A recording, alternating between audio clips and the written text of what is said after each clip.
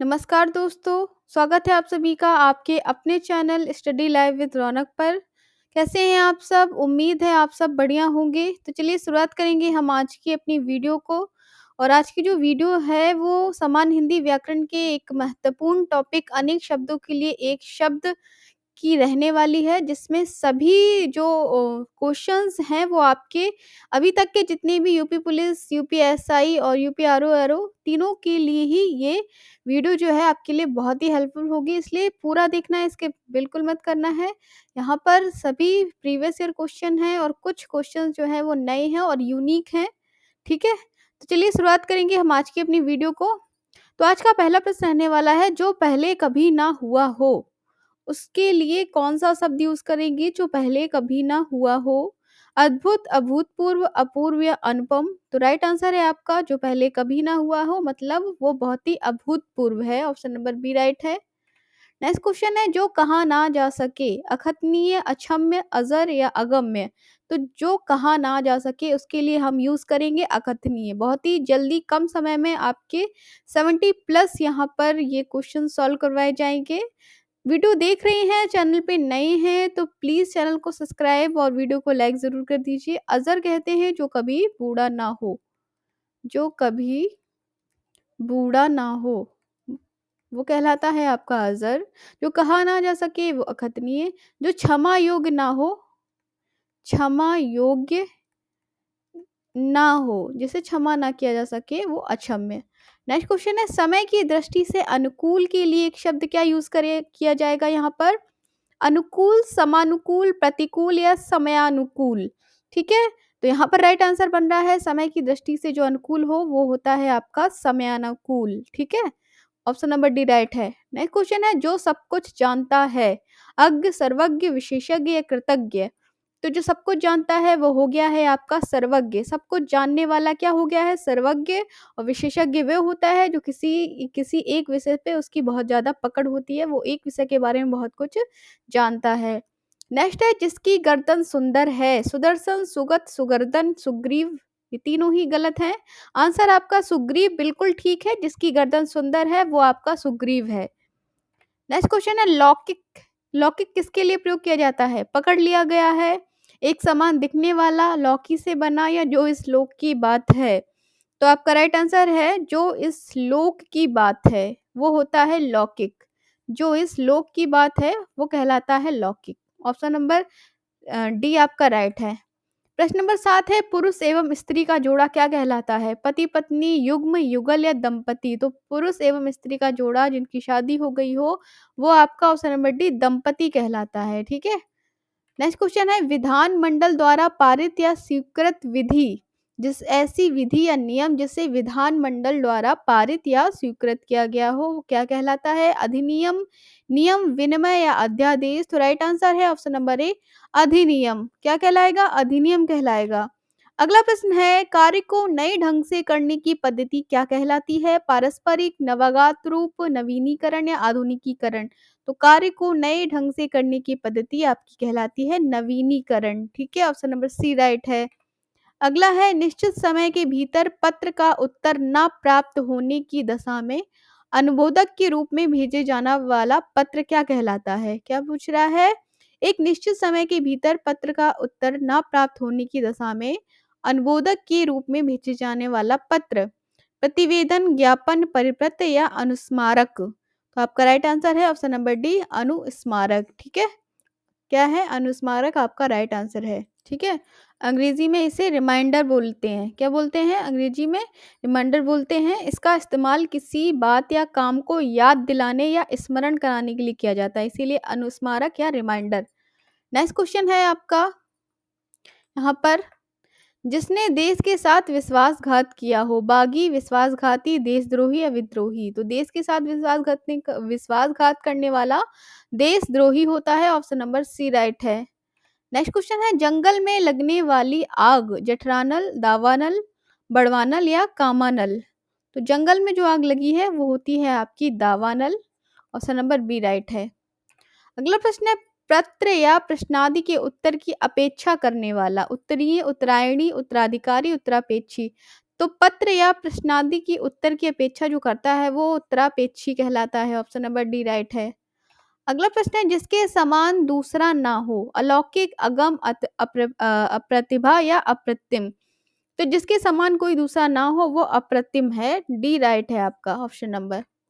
अगला है, अन्योन्याश्रित के लिए क्या यूज होगा? किसी पर आश्रित होना। ऑप्शन नंबर बी है किसी पर आश्रित ना होना, या फिर एक दूसरे पे आश्रित होना, या किसी को आश्रित बना देना। तो अन्योन्याश्रित का अर्थ होता है एक दूसरे पर आश्रित होना। ठीक है, क्या है? एक दूसरे पे आश्रित होना कहलाता है आपका अन्योन्याश्रित।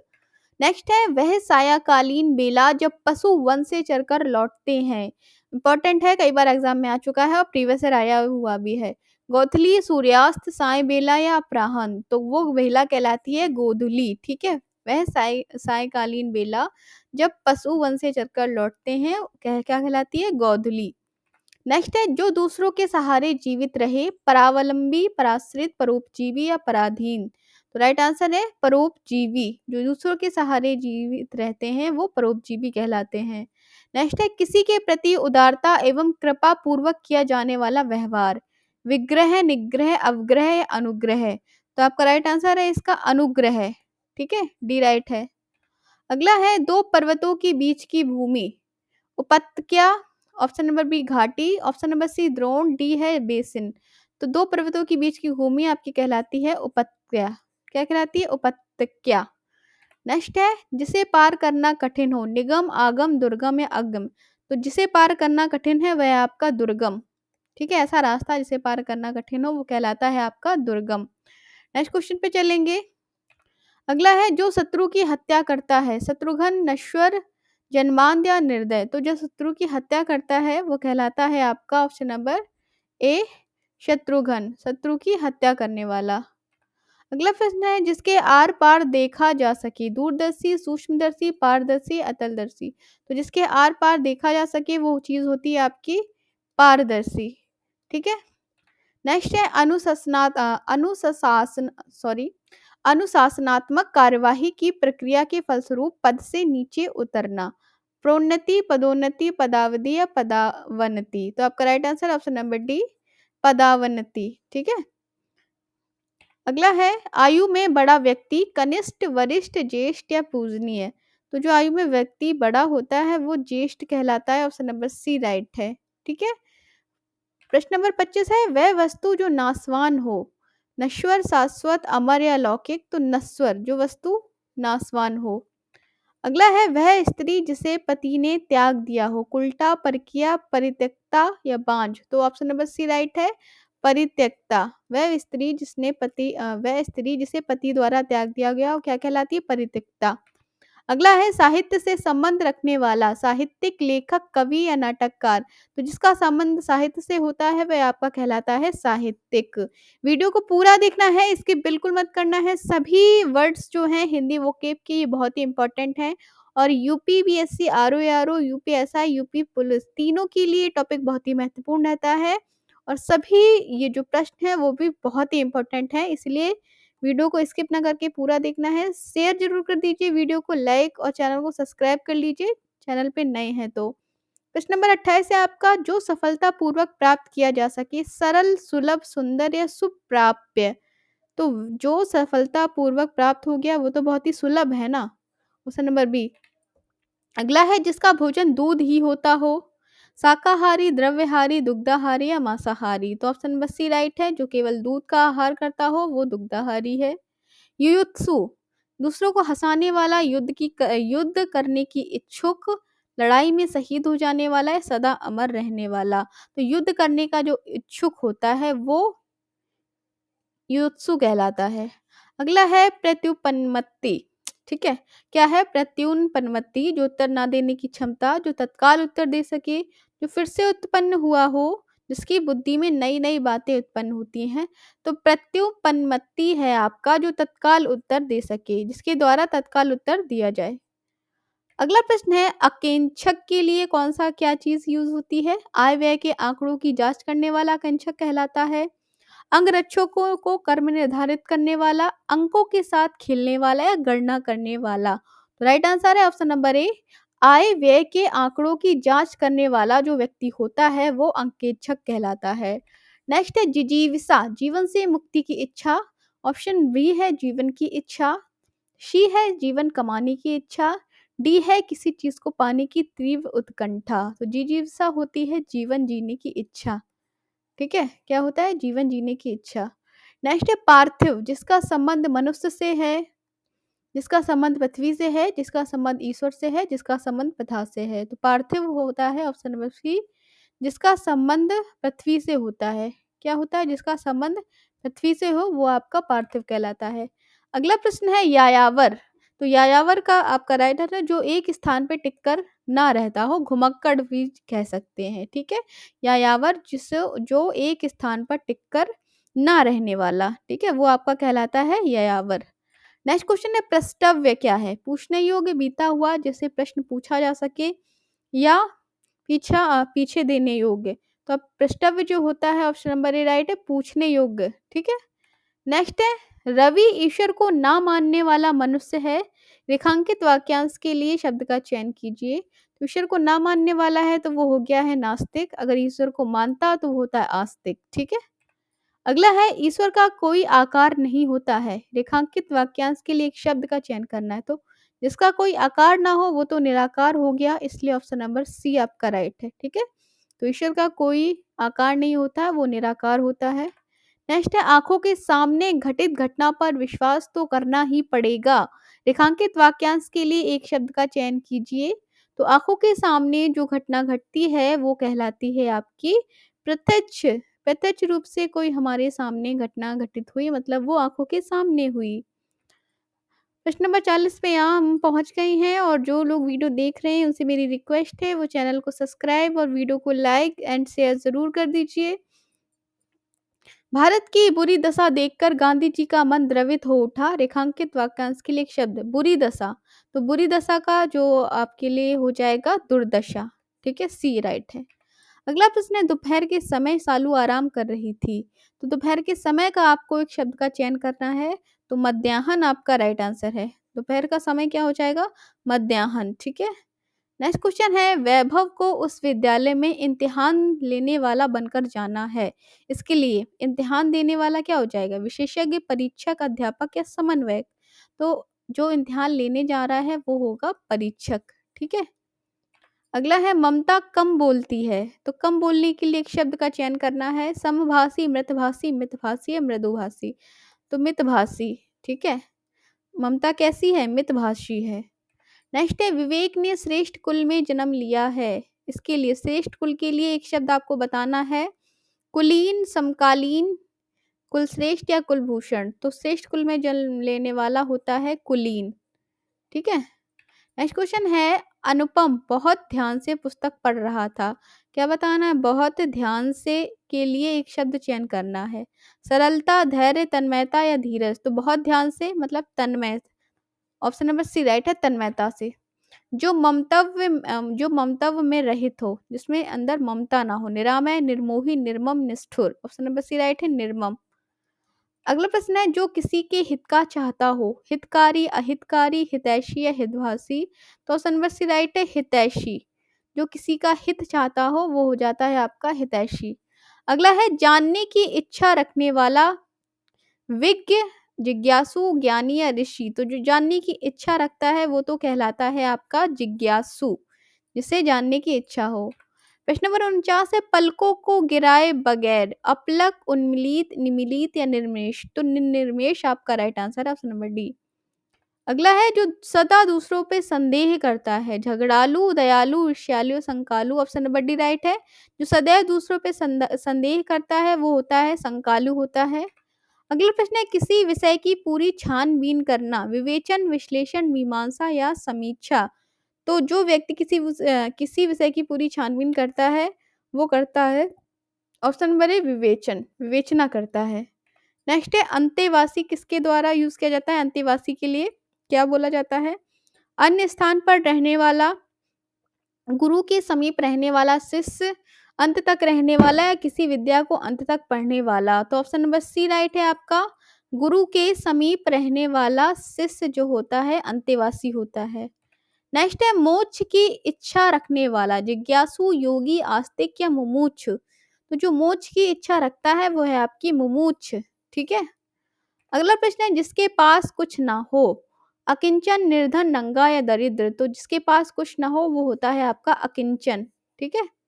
नेक्स्ट है क्षेपक क्या है, दूसरों को क्षमा कर देने वाला, शत्रु पे घातक वार करने वाला, किसी ग्रंथ में अन्य व्यक्ति द्वारा जोड़ा गया भाग या किसी व्यक्ति द्वारा छोड़े गए शेष कार्य को पूरा करने वाला।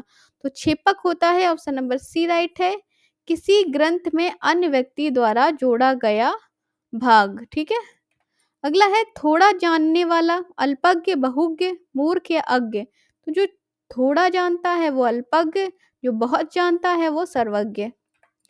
जिस तर्क का कोई जवाब ना हो, जोरदार, तीखा, सटीक या अकाट्य। तो जिस तर्क का किसी के पास कोई जवाब ना हो वो कहलाता है अकाट्य। ठीक है। ऑप्शन नंबर डी राइट है। अगला है जिसे बुलाया ना गया हो, अनाहूत, अनबोला, अतिथि या अभ्यागत। तो जिसे बुलाया ना गया हो वो आपका होता है अनाहूत। ठीक है। अगला है स्त्री जो अभिनय करती है, नर्तकी, नटी, अभिनेत्री या नायिका। तो स्त्री जो अभिनय करती है वो कहलाती है अभिनेत्री। सी राइट है। नेक्स्ट है आशा से बहुत अधिक, आशातीत, आशावान, अप्रत्याशित या प्रत्याशित। तो जिसके जो आशा से बहुत अधिक है वो है आपका आशातीत। ऑप्शन नंबर ए राइट है। नेक्स्ट है जिसकी आशा ना की गई हो, निराशा, अचानक, अप्रत्याशित या गलत। तो जिसकी आशा ना की गई हो ये अप्रत्याशित होता है। नेक्स्ट है जो आंखों के सामने ना हो, प्रत्यक्ष, अप्रत्यक्ष, दूरस्थ या परोक्ष। ना हो पूछा है तो हो गया परोक्ष, अगर होता है जो आंखों के सामने हो तो वो प्रत्यक्ष। अगला प्रश्न है जो किए गए उपकारों को मानता हो, कृतज्ञ, कृपापात्र, उपकारी या सुपात्र। तो जो किए गए उपकारों को मानता है वो कहलाता है कृतज्ञ। नेक्स्ट क्वेश्चन है फेंक कर चलाया जाने वाला हथियार, अस्त्र, शस्त्र, भाला या गुलेल। तो जो हथियार फेंक कर चलाया जाता है वह कहलाता है शस्त्र। ठीक है। क्या कहलाता है? शस्त्र, सॉरी शस्त्र नहीं, यहाँ पे होगा आपका अस्त्र। ठीक है। क्या कहलाएगा? अस्त्र। जो फेंक कर चलाया जाता है वो होता है अस्त्र। नेक्स्ट है जिसका इंद्रियों से अनुमान ना हो सके, जितेंद्रिय, अतीन्द्रिय, कालजयी या सर्वजयी। तो वो होता है आपका अतीन्द्रिय। ठीक है। नेक्स्ट है ऐसा रोग जिसका उपचार संभव ना हो, अरोगी, अतिरोगी, विरोगी या असाध्य। तो ऐसा रोग जिसका उपचार संभव ना हो वो कहलाता है असाध्य रोग। ऑप्शन नंबर डी राइट है। अगला प्रश्न है किसी बात को करने का निश्चय, विकल्प, संकल्प, कल्प या अत्यल्प। तो एक बार किसी बात को करने का निश्चय ले लिया मतलब उसने ये संकल्प ले लिया है। नेक्स्ट क्वेश्चन है जो कानून के अनुकूल ना हो, अवैध, जघन्य, अवध्य या अवेग। तो जो कानून के अनुकूल ना हो वो होता है अवैध। ठीक है। अवैध काम हो जाते हैं जो कानून की श्रेणी से हटकर किए जाते हैं। नेक्स्ट है विशिष्ट अवसर पर विशिष्ट लोगों के समक्ष दिया गया विद्वतापूर्ण भाषण, संभाषण, अभिभाषण, अपभाषण या अनुभाषण। तो आपका राइट आंसर हो जाएगा यहाँ पर अभिभाषण। ऑप्शन नंबर बी राइट है। लास्ट पे चलेंगे, ये आपका 17 नंबर क्वेश्चन है और लास्ट क्वेश्चन है किसी साहित्यिक कृति की समालोचना करने वाला, प्रेक्षक, समीक्षक, उपेक्षक या समीक्षक। तो उसका राइट आंसर है ऑप्शन नंबर बी समीक्षक। किसी साहित्यिक कृति की समालोचना करने वाला जो व्यक्ति कहलाता है वो कहलाता है आपका समीक्षक। तो ये थे आपके टॉप 70 एमसीक्यू, अनेक शब्दों के लिए एक शब्द, जो कि समान हिंदी व्याकरण का एक टॉपिक था। और एग्जाम के पॉइंट ऑफ व्यू से ये जो टॉपिक है वो बहुत ही महत्वपूर्ण माना जाता है, क्योंकि UP PSC, RO, UP police और यूपीएसआई सभी में हिंदी में जिसमें पूछी जाती है उससे ये टॉपिक आपका जरूर पूछा जाता है। और 1 से 2 या 2 से 3 क्वेश्चन आराम से इस सब्जेक्ट से, सॉरी इस टॉपिक से पूछ लिए जाते हैं। तो वीडियो को स्किप ना करके पूरा देखिएगा, वीडियो को शेयर ज़रूर कर दीजिएगा। चैनल पे नए हैं तो चैनल को सब्सक्राइब भी कर लेना। हम मिलेंगे फिर से एक नया टॉपिक लेके, तब तक के लिए नमस्कार, take care and good bye.